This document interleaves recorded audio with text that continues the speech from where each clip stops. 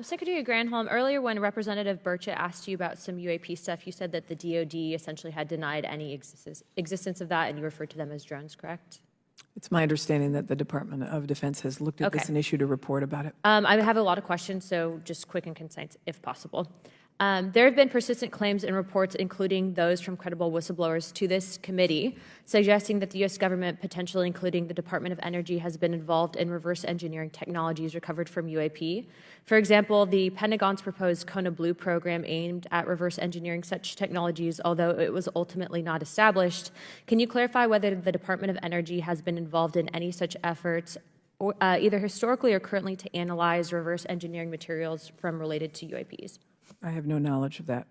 Okay, there are several reports indicated frequent drone incursions over DOE nuclear facilities, including an incident on April 1st, 2021 at Lawrence Livermore National Laboratory, also known as LLNL. Can you detail the DOE's current security measures to prevent unauthorized drone activities or UAPs, and what steps are being taken to enhance these measures of frequencies of incidences? Yeah, we have a whole counter drone effort to make sure that all of our national security sites and our labs are protected from incursions from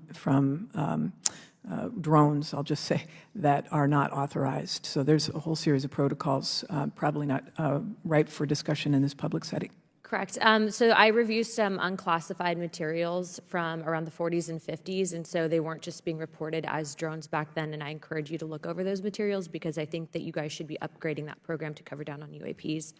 There have been documented sightings of metallic spheres over DOE facilities, if you want to call them drones in this instance, such as one report on April 30th, 2019 over LLNL. What investigations have been conducted in regards to these sightings, and what conclusions do you guys have about the nature and origins of these objects?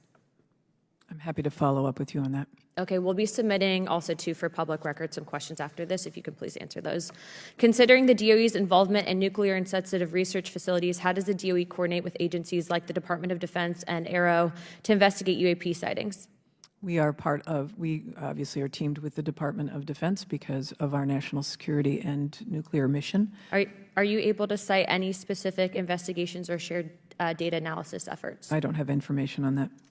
Okay. As of right now, again, we'll be submitting some questions for you after this, but I hope that you guys can answer those in a timely fashion. And again, for those that might be tuning into this, I would encourage you to look at some of those unclassified materials, and we'll be happy to provide your office with that.